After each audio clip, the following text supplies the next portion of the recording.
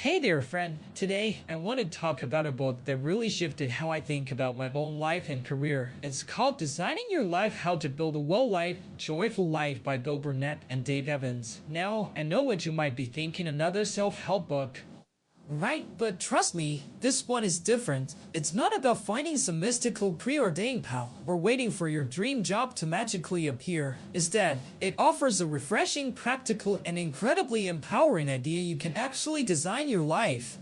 Just like a designer designs a product or a building. You see, the authors, who are Stanford design professors, realize that many people feel stuck, lost, or unhappy, even if they've achieved what society calls success. They start with some really common, yet completely unhelpful, ideas that they call dysfunctional beliefs. Take Ellen for example. She loved rocks, so she majored in geology, thinking that's what she had to do with her life. But after graduation, she realized she hated the actual work of a geologist. Her belief that her degree determined her career was a trap, or Janine, a hotshot lawyer who cried herself to sleep, utterly miserable despite having everything she thought she wanted. She believed success would bring happiness, but it didn't. And then there's Donald, a successful guy in his 50s who woke up every night asking, "Why the hell am I doing this?" He felt it was too late to change. Sound familiar? We've all been there, right? Feeling like there's something wrong with us for not having it all figured out. But the authors argue that these feelings often stem from these very dysfunctional beliefs. They're refrained for Ellen. Most college grads don't end up working in a field related to their major anyway. For Janine, true happiness comes from designing a life that works for you, not just being successful. And for Donald, it's never too late to design a life you love. So how do they suggest we do this? They propose we adopt the mindsets of a designer. Think about it, everything around us, from the chair you're sitting on to your smartphone, starting with the problem. Designers love problems because problems are opportunities for innovation. But there's a crucial distinction. They differentiate between engineering problems and design problems. An engineering problem has a clear goal and one best solution, like designing a laptop hinge to last 5 years. A design problem, however, has a desired outcome but no clear solution in sight, like creating a truly portable laptop or a well-designed life. For these, you brainstorm, try crazy stuff, improvise, and build your way forward. This isn't about finding the single right answer, it's about exploring possibilities and iterating. The beauty of their approach lies in 5 core mindsets that become your design tools. First, curiosity makes everything new, invites exploration, and helps you get good at being lucky by seeing opportunities everywhere. Second, bias to action. You don't just sit and think, you build your way forward by trying things, testing, and creating prototypes. Third, reframing. This is how designers get unstuck and ensure they're working on the right problem, not just the obvious one. Fourth, awareness of process. Life gets messy and mistakes will be made, but it's all part of a journey, not just about the end goal. And finally, radical collaboration. You are not alone in this. The best designs come from diverse teams working together. One of the first things they have you do is literally start where you are. They call it the Health Work Play Love Dashboard. It's like the gauges in your car, showing you where you're full or running on empty. For instance, a founder named Fred found his health and play gauges were almost empty because he was all in on his startup. Recognizing this, red light helped him make small changes, like hiring a trainer and committing to Audiobooks, which actually made him more efficient and satisfied. This helps you see what design problems you're actually facing in your life. Speaking of problems, they introduce a super important concept, gravity problems. These aren't really problems because they're not actionable, they're just circumstances, like gravity itself.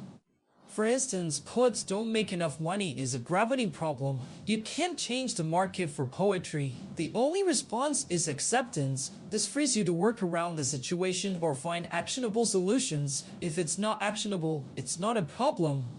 It's a fact of life. This insight alone can save you years of frustration. Once you know where you are, you need a compass. This compass is built from 2 things, your work sphere and your life view. Your work sphere is your philosophy of work. Why do you work?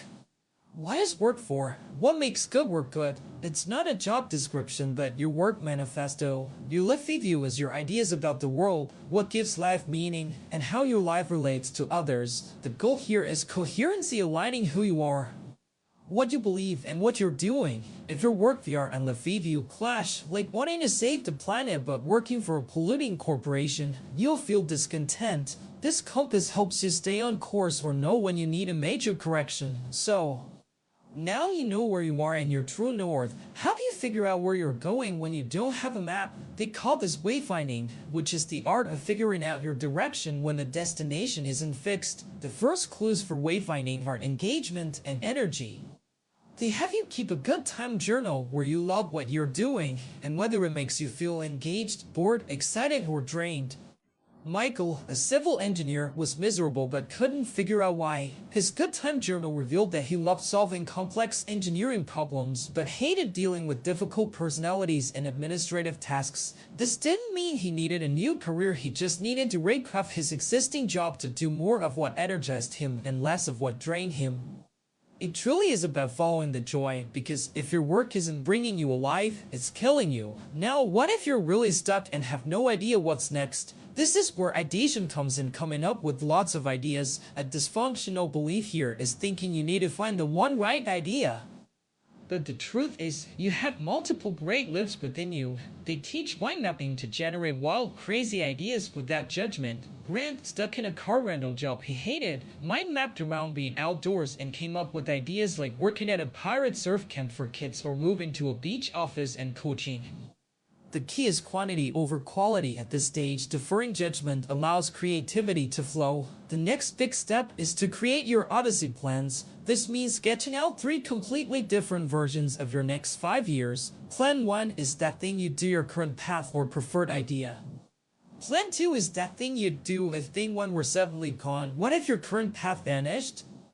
And plan 3 is the thing you'd do or the life you'd live if money or image were no object. These aren't just fantasies, they are all considered viable plans. As Martha, a tech executive, designed plans to do a Silicon Valley startup, become a non-profit CEO helping kids, or open a neighborhood bar. This exercise truly expands your perspective on what's possible for your life. Once you have these plans, how do you test them out without jumping off a cliff? You prototype, as they say. Building is thinking. Prototypes are low resolution, low-commitment experiments designed to answer questions and gather data about a potential future. Clara, a sales executive who felt lost after retirement, prototyped by taking a mediation class, volunteering in juvenile justice, and joining a women's foundation. She didn't know her encore career at first, but through these small hands-on experiences, she eventually found her passion as a homeless champion. The simplest prototype is a life design interview, where you get someone's story about what they do. It's not a job interview. This is how you sneak up on the future and make serendipity happen. In fact, they say this is the best way to access the hidden job market, those jobs that are never publicly listed. Kurt, after 38 failed job applications, got 7 offers and 1 dream job simply by conducting 56 life design interviews. Not by asking for jobs, but by asking for stories. It totally refrains networking from slimy hustling to just asking for directions. Now, after all this, you'll have options. But here's another dysfunctional belief: to be happy, I have to make the right choice. The refrain: there's no right choice, only good choosing. Many people get stuck in choice overload, like in the jam study, where people were less likely to buy jam when presented with 24 options compared to 6. If you have too many options, you effectively have none. The solution: narrow down your list to 3 minus 5 options, and then let go of the others. They even suggest a technique called broking, where you mentally inhabit each choice for a few days to see how it feels. Happiness, they say, is often about letting go of what you don't need. And finally, my favorite part: failure and unity. Nobody likes to fail, right? But the book argues that if you're designing your life, you can't truly fail in the existential sense, because life is a process, not an outcome. They use the concept of infinite games like love, where you play to keep playing, versus finite games like a baseball game. Play to win. When you adopt an infinite game mindset, setbacks become learning opportunities, not existential failures. Reed, who failed 13 times running for class office, eventually won. But more importantly, he learned that failure was just part of the process. This mindset helped him face cancer and later pursue his dream job in the field despite initial rejections. His failures educated him just as his successes did. They even offer a simple failure reframe exercise to log your group's weaknesses and growth opportunities, helping you turn setbacks into productive insights. The whole book culminates in this idea that you never finish designing your life. It's a joyous and never-ending design project of building your way forward. It's about being curious, trying stuff, reframing problems, understanding it's a process, and asking for help. It's about building a team of supporters, intimates, and mentors around you, because we is always stronger than I. So why does this matter so much today? In a world where career paths are rarely linear, where jobs change, and where simply following the rules often leads to discontent, this book offers a roadmap. It gives you agency. It empowers you to take control of your life by giving you practical tools to navigate uncertainty, to experiment, and to learn what truly brings you joy and meaning. It reminds you that your well-designed life isn't a destination, but a continuous journey of growth, exploration, and co-creation. It really does help you answer, "How's it going?" in a way that feels genuinely satisfying. I highly recommend picking it up if you're feeling even a little bit stuck, or just curious about how to make your already good life even better. It might just change how you look at everything.